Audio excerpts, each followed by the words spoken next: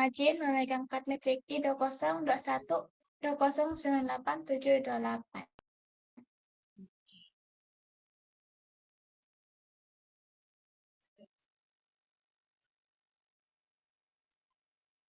Oke, pertama sekali kita mesti tahu pengenalan itu.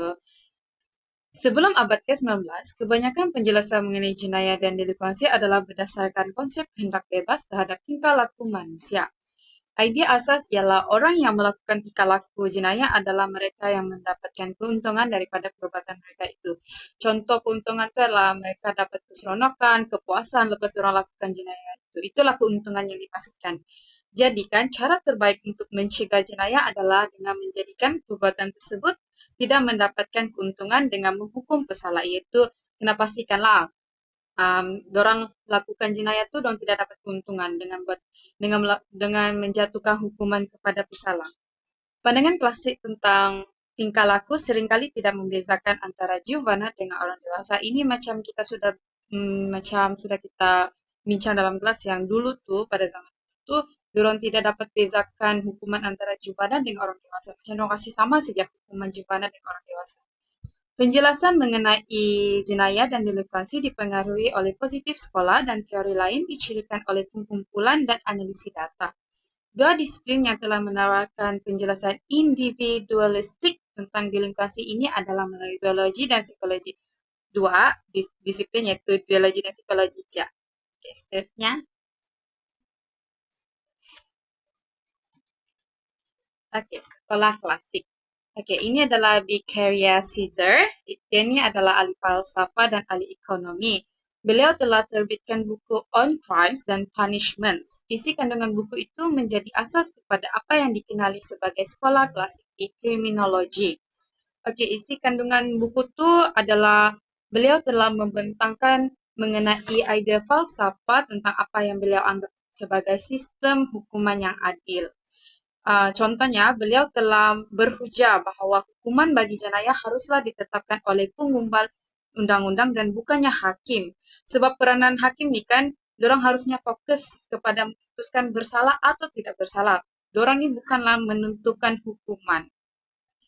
Seterusnya.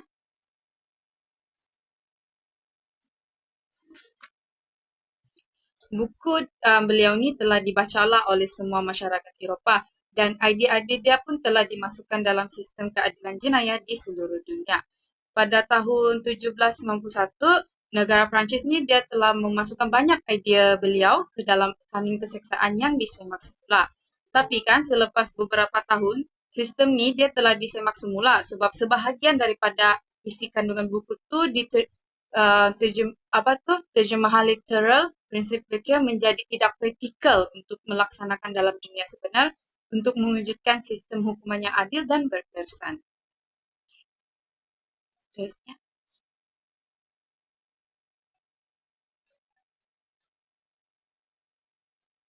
Sekarang kita masuk kepada teori pilihan rasional dan delinkuansi. Pandangan tingkah laku ini mencadangkan bahawa orang memilih untuk bertindak mengikut penilaian rasional tentang kos dan faedah tingkah laku mereka. Tanggapan ini kan serupa dengan tafsiran ekonomi tentang tingkah laku, di mana perbuatan dianggap berlaku mengikut kepentingan ekonomi kita. Keseluruhan sistem keadilan jubana di Amerika Syarikat adalah berdasarkan andaian bahwa jubana tidak rasional seperti orang dewasa dan mereka tidak boleh memikirkan dengan jelas mengenai tindakan mereka.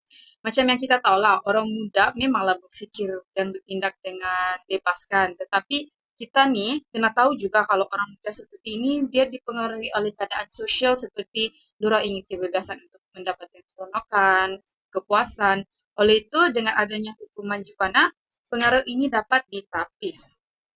Penyelidikan mengenai teori pilihan rasional mencadangkan bahawa dalam kalangan orang dewasa, peluang yang dirasakan untuk melakukan jenayah adalah lebih penting dalam penjelasan jenayah yang dilaporkan sendiri daripada hukuman yang dianggap untuk melakukan jenayah. Tapi kan teori ini dia belum diuji dengan kerap dalam kalangan sampel juvana.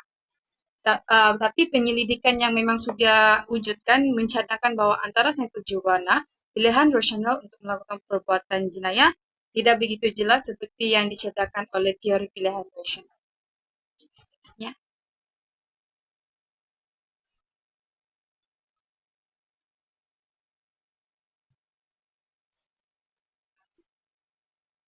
Seterusnya,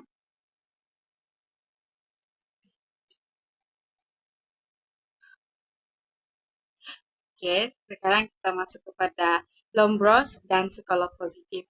Sekolah dikaitkan tadi, Mat.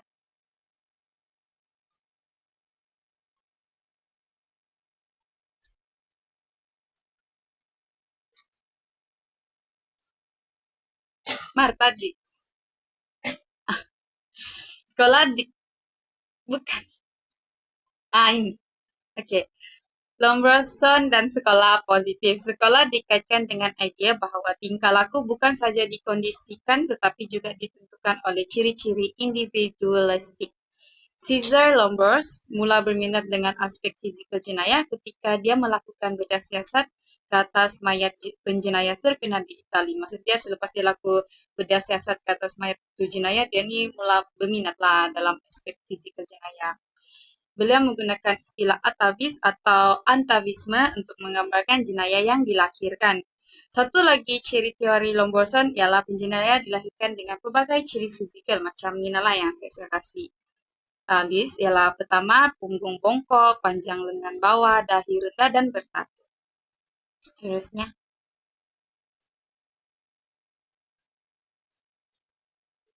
Oke, sekarang kita masuk kepada pewarisan dan delikuansi. Lombroso mula beralih daripada teori dan idea terdahulu. Charles Goring sebagai contoh, Lombros mengklasifikasikan kira 1/3 daripada penjenayah dilahirkan dan yang selebihnya diklasifikasikan sebagai tidak senyuman, impilepis dan sebagainya. Okey. Charles Goring 1913 telah mengumpulkan bukti yang menyangkal idea Lombros daripada jenayah yang dilahirkan. Maksudnya si Charles ni dia macam menyangkalkanlah idea si Lombros ni gitu. Menjelang tahun akhir abad ke-19, sarjana dan pengulas sosial mula meneruskan teori pewarisan biologi sebagai asas punca jenayah dan penyelewengan dalam masyarakat. Salah satu kajian adalah mengenai keluarga Juk di bahagian utara New York yang dikendalikan oleh Richard Dugdale. Beliau menggunakan kaedah pokok keluarga untuk mengkaji garis keturunan famili si Juk ni.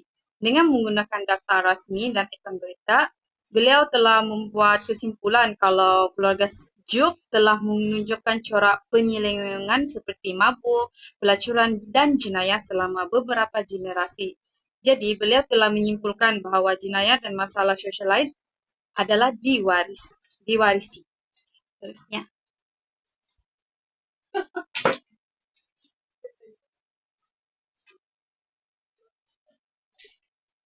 Seterusnya.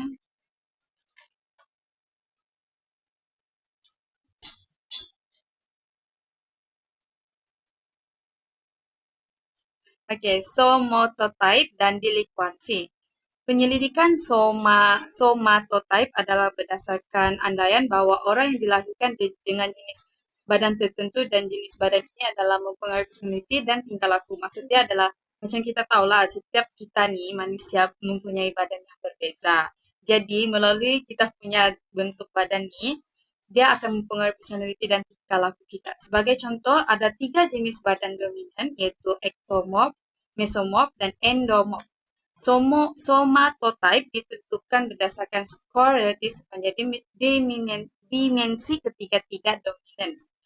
Okey, pandangan alternatif mencadangkan bahawa mungkin terdapat beberapa jenis pemilihan sosial yang berlaku sedemikian bahawa lelaki yang kuat secara fizikal dan agresif mungkin akan terlibat dalam kegiatan kumpulan samseng di mana penglibatan mereka dalam perbuatan delikuen juga akan digalakkan. Maksudnya adalah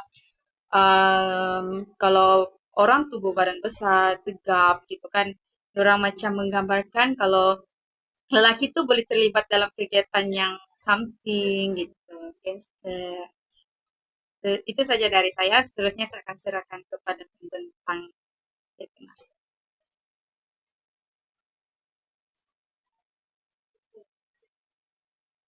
Ada dah. Mau menangis ya? Oke, Sekarang kita untuk penjelasan contemporary biology tentang delinquency. Oke, dalam bagian ini adalah koleksi tentang penjelasan-penjelasan yang menerangkan maksud apa itu delinquency dan kaitan dengan delinquency dari berbagai sudut lah. Seperti yang kamu boleh lihat di sini, terdapat 4 bahagian, yang mana saya akan jelaskan satu persatu. Oke, yang pertama adalah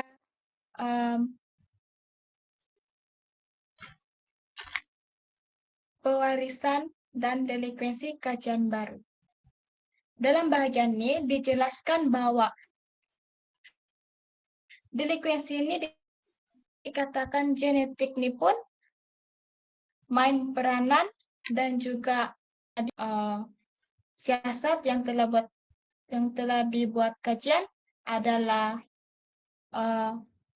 dalam pasangan kembar. Oke. Seperti yang kamu nampak sini, kena buat kajian tentang pewarisan delinkuensi ini dengan pasangan kembar yang terdiri daripada pasangan kembar MZ, yaitu seiras, dan juga pasangan kembar DZ, yaitu tidak seiras. Pasangan kembar MZ ini adalah pasangan kembar yang memiliki 100 gen yang sama ataupun serupa. Manakala bayi pasangan kembar DZ ini adalah pasangan kembar yang memiliki 50% gen yang sama. Dan dalam kajian yang kena buat tuh, ramai kembar yang terlibat dalam jenis delinkuensi yang sama. Jenis ini daripada pasangan kembar MZ. Di sini dari nampak sana tinggi.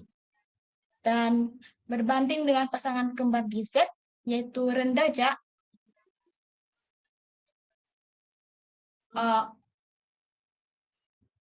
yang delinkuensi yang orang buat itu adalah sama. Hal 100 gen yang sama. Manakala bagi contoh yang lain, yaitu untuk case adoption, anak angkat, sebenarnya kalau itu kembar terlibat dengan delinkuensi, bapak kandung dorang ini mesti terlibat dengan case-case jenayah, dan jenayah yang dorang buat tuh hampir sama.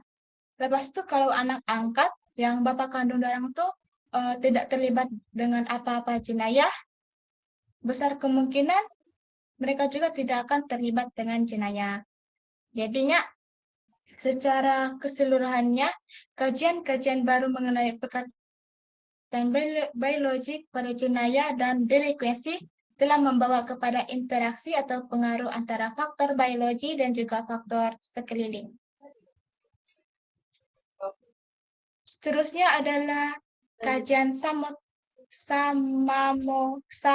somatotype diteruskan. Oke, untuk bahagian ini, somatotype ini adalah pasar bentuk badan. Seperti yang kamu nampak sini ada jenis ectomorph, mesomorph, endomorph. Oke. Di sini kena buat kajian antara 100 lelaki bersalah dan 100 lelaki tidak bersalah. Dan menunjukkan yang bentuk badan mesomorph ini lebih dominan dalam kalangan lelaki yang membuat kesalahan lah yang terlibat dalam delinkuensi.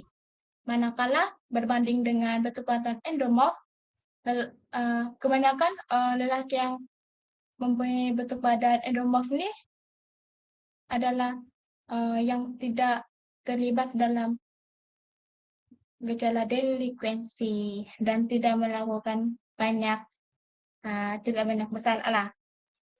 Jadi dapat disimpulkan bahwa bentuk badan mesomorph ini more likely ataupun lebih cenderung untuk terlibat dalam jenayah-jenayah juvenil ataupun delinkuensi lah. Seterusnya adalah masalah pembelajaran, yaitu masalah pembelajarannya adalah satu keadaan yang mengganggu pola pembelajaran seseorang atau cara seseorang itu belajar. Seperti di sini ada kena nyata beberapa contoh masalah pembelajaran, yaitu satu daripadanya ada disleksia. Seseorang yang mempunyai disleksia ini dia akan susah untuk belajar dan menyebabkan dia ini mempunyai masalah untuk membaca, menulis, dan mengeja. Sebab kan Prof. Mars ada mention time kelas petang tadi, orang yang ada disleksia nih, dia nampak hurufnya terbalik. Jadi itulah mereka berdepan dengan masalah pembelajaran. Seperti yang kamu nampak, dia cakap seseorang yang memiliki masalah dalam pembelajaran ini akan cenderung untuk buat kesilapan yang sama dan susah untuk bergaul dengan guru dan juga orang lain. Dan perkara inilah yang akan menyebabkan mereka ini akan berdepan dengan konflik dengan guru. Sebagai contoh, kalau di sekolah seorang yang ada disleksia ini mempunyai masa pembelajaran, jadi dia selalu kena tegur oleh guru, jadi itu membuatkan dia stres dan itu akan menyebabkan dia terjebak dalam delinkuensi untuk supaya dia mau rilis stres, sedangkan benda itu adalah benda yang salah. Oke, seterusnya kita pergi ke kebolehsyaratan ENS dan delinkuensi. Untuk bahagian ini adalah pasal sistem saraf otonomi orang yang lambat bertindak. Mereka tidak dapat kasih kait tingkah laku orang sama maklum balas atau respon orang. Mereka yang mempunyai sistem saraf yang lambat bertindak nih, sistem saraf otonomi lambat, mereka lambat untuk menerima rangsangan dengan persekitaran sekeliling mereka. Senang cerita, orang ini tidak paham atau lambat paham pasal apa yang berlaku di sekeliling. Jadi ringkasnya, yang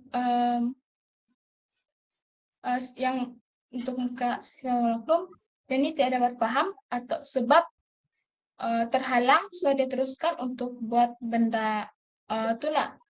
Sebab dia kalau dia kena marah pun dia tidak akan paham, jadi dia akan continue untuk buat benda yang salah seperti delinkuensi.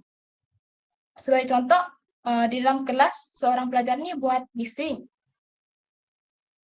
Jadi guru marahlah dia. Tapi dia tidak tahu pun dan tidak sadar pun guru itu marah dia sebab dia bising dalam kelas. Jadinya dia akan terus buat bising sebab dia tidak paham dan lambat bertindak balas dengan apa yang dia terima. Seterusnya kita pergi ke bagian penjelasan psikologi tentang delinkuensi, yaitu terdapat 3 bahagian. Oke, bagi bahagian yang pertama adalah pandangan psikoanalisis. Oke, saya yakin semua sudah kenal dan sudah tahu tentang teori Freud, yang mana dalam teori ini ada mention tentang id, ego, dan superego. Macam gambarnya ada instinct, reality, and morality. Oke, dalam konteks ini, Freud sendiri tidak pun kaitkan teori dia ini dengan delinkuensi, tetapi ada yang menerapkan teori Freud ini dengan delinkuensi, yaitu dalam tipologi Hewitt dan Jenkins.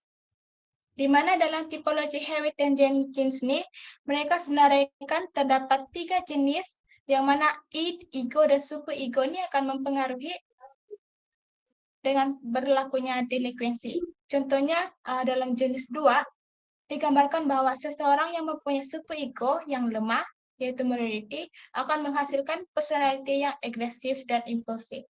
Yang mana dapat dikenal pasti di sini bahwa seseorang yang kekurangan superego ini, dia akan cenderung untuk terlibat dalam delinkuensi.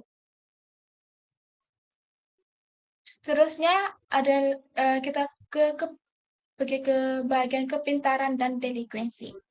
Bagian ini adalah tentang adakah aspek tahap kepintaran seseorang ini turut menyumbang kepada delinkuensi. Oke, seperti contoh kajian yang dipaparkan di slide ini, Hirschi dan Hindelang menyatakan bahwa individu yang mempunyai IQ rendah ini akan merasa sukar untuk belajar dalam akademik dan menyebabkan mereka gagal, dan perkara inilah yang akan menyumbang kepada delinkuensi. Sebagai contohlah, seseorang yang memiliki IQ yang rendah ini bekerja sebagai pengedar dada, sebab mereka tidak berjaya dalam pembelajaran. Jadi mereka cenderung untuk bekerja dalam mana-mana tempat pekerjaan yang ada. Lebih-lebih lagi kerja yang akan memberi mereka pendapatan yang tinggi tanpa melibatkan akademik lah, keputusan akademik yang tinggi-tinggi. Jadi itulah mereka terlibat dalam delinkuensi. Seterusnya adalah bagian faktor personality. Oke, bagi bagian ini, Cohen 1966 mengatakan bahwa delinkuensi ini sering dikaitkan dengan faktor personality seseorang, yaitu jika seseorang ini mempunyai personality yang buruk ataupun negatif, mereka akan dianggap bahwa individu ini cenderung untuk membuat tingkah laku yang buruk juga seperti delinkuensi. Tapi jika dipikirkan secara logik, sebenarnya tidak ada satupun personality yang menjelaskan tentang delinkuensi. Sebab tidak kira personality apapun yang seseorang itu ada, jika dia untuk terlibat dalam delinkuensi. Jadi secara ringkas, faktor personality ini bukanlah puncak seseorang akan terlibat dalam delinkuensi. Sebaliknya adalah faktor persekitaran. Oke. Bagian yang terakhir adalah faktor personality psikopat. Oke. Bagi bagian ini, seperti yang kita sudah tahu, psikopat ini adalah orang yang bercirikan mementingkan diri sendiri dan tidak kira perasaan orang lain. Orang yang psikopat nih tahu mana yang betul dan juga tahu mana yang salah, seperti delinkuensi. Tapi mereka tidak kisah karena individu psikopat ini berkelakuan komited untuk memuaskan hati dia sendiri. Sebagai contoh, seseorang yang psikopat ini suka mendera ataupun menyiksa orang, yang mana benda itu adalah untuk batu benda. Mereka suka mendengar orang mengerang kesakitan. Jadi oleh sebab inilah individu psikopat ini turut menyumbang dalam delinkuensi. Oke, itu Cak. Pembentangan. Keserahkan kepada Oke, sekarang adalah kesimpulan. Penjelasan mengenai tentang delinkuensi lebih cenderung untuk meneruskan pandangan bahwa delinkuensi bukan berlaku tidak hanya diambil kira dengan satu sebab saja. Kebanyakan penjelasan biologi dan psikologi semasa tentang delinkuensi cenderung untuk menggabungkan interaksi antara biologi dan situasi psikologi dan delinkuensi. Sebagai contoh, sukar untuk menentukan personality yang melibatkan delinkuen. Sebaliknya, kemungkinan besar orang ada kecenderungan tertentu untuk bertindak balas terhadap situasi dengan cara tertentu yang akhirnya boleh mendorong mereka ke dalam corak tingkah laku delinkuen. Kepribadian kita mungkin mempengaruhi cara kita melihat situasi, tetapi pengalaman juga boleh mempengaruhi personality kita. Dalam pengertian ini, kita secara langsung terlibat dalam membentuk pemikiran dan tindakan kita melalui pengalaman yang baik, dahulu ataupun sekarang. Sekarang kita akan masuk kepada, ada apa-apa soalan sebelum itu? boleh tanya. Tak ada. Bisa tanya. Baiklah, tak ada soalan, boleh terus ke kesimpulan ya. Saya ada soalan. Oke, apa soalan kamu?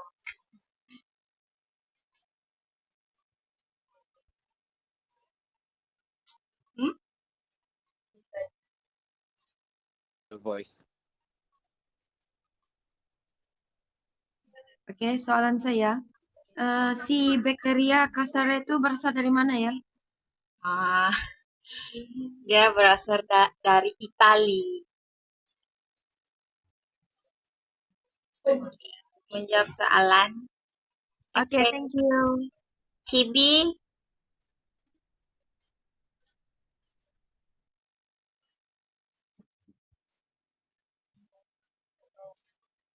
Toh,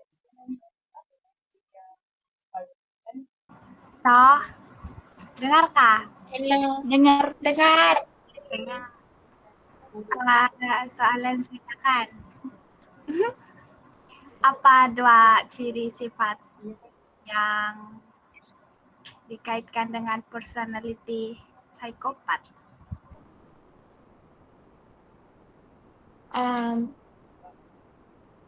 Mementingkan diri sendiri, orang yang psikopat nih dia mementingkan diri sendiri dan juga dia tidak kisah dengan orang lain. Oke, makasih. Oke. Levina, Okey, saya ada soalan. Dapat dengarkah suara saya? Boleh. Boleh. Dapat dengar? Sip. Saya nak jawapan saya ringkaslah. Apakah Bagi habis ni. perbezaan badan jenis-jenis badan yang dominan Ah. untuk topik ni? Okey, faham. Yang tiga tadi tu kan? Okey, yang cara tadi ektomorf, mesomorf dan endomorf. Okey. Kamu ingat je ektomorf ni kan dia kurus dan lemah. Kalau mesomorf ni dia macam berotot dan atlet. Macam fit lah badan dia kan. Habis lah ni. Badan atlet. Endomorf ni kamu macam dia bulat dan lembut. Dia macam orang yang berisi lah badan dia. Comel. Gitu. Faham?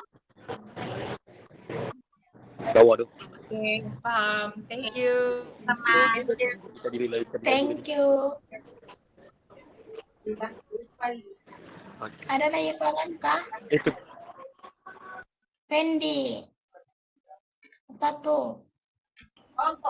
Hello, suara saya jelas juga.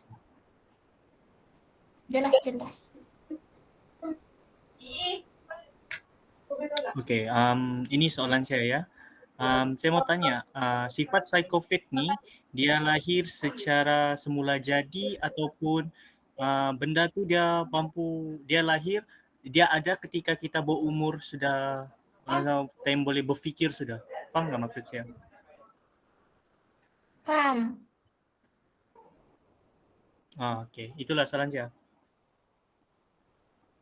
Oke, mostly orang yang psikopat nih, dia terjadi begitu sebab dia trauma dari kecil macam itu.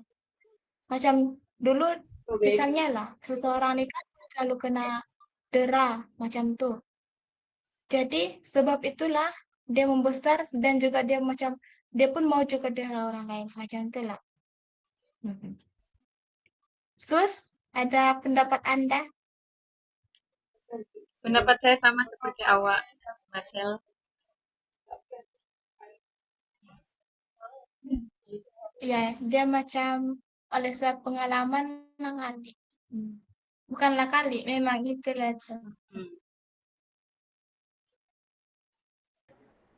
Okey, baik. Terima kasih ya. Ada soalan Itu lagi? saja soalan saya. Ada soalan lagi ke? Tidak saya rumuskan.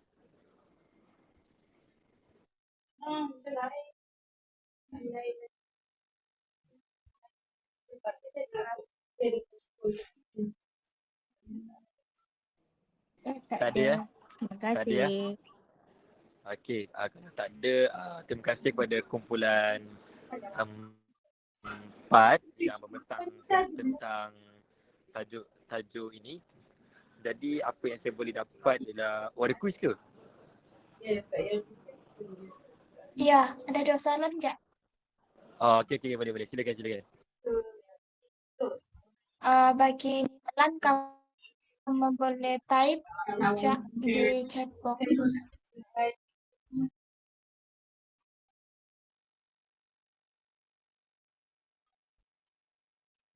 Oke, soalan 1. Manakah jenis badan yang dominan dalam populasi delikuen?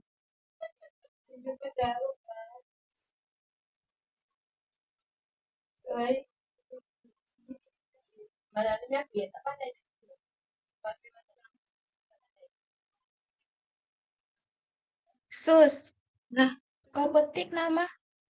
Wow, mau petik nama kah? Celah, semua diam. Saya mau Hakim lah. Bisa. Ada soal jawaban. Dorong semua jawabin. Oke. Marcel, Yakin kah, Bi? yakin kah? Yakin kah?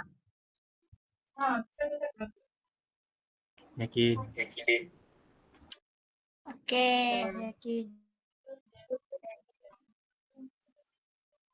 Betul. Betul. Tepuk tangan, Sus.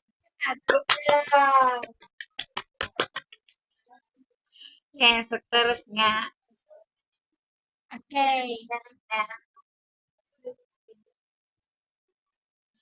Soalan 2. Pasangan kembar manakah yang memiliki 100% gen yang sama? Ika semua wow. Eh, Suara.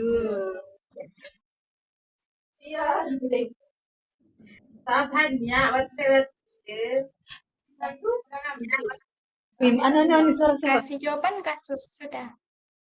Boleh. Oke, jawabannya. Wah. Betul. Hati-hati ya kamu bela air sendirilah. Hadiah. Dadah. Terima Buat diri kasih. sendiri. Terima kasih.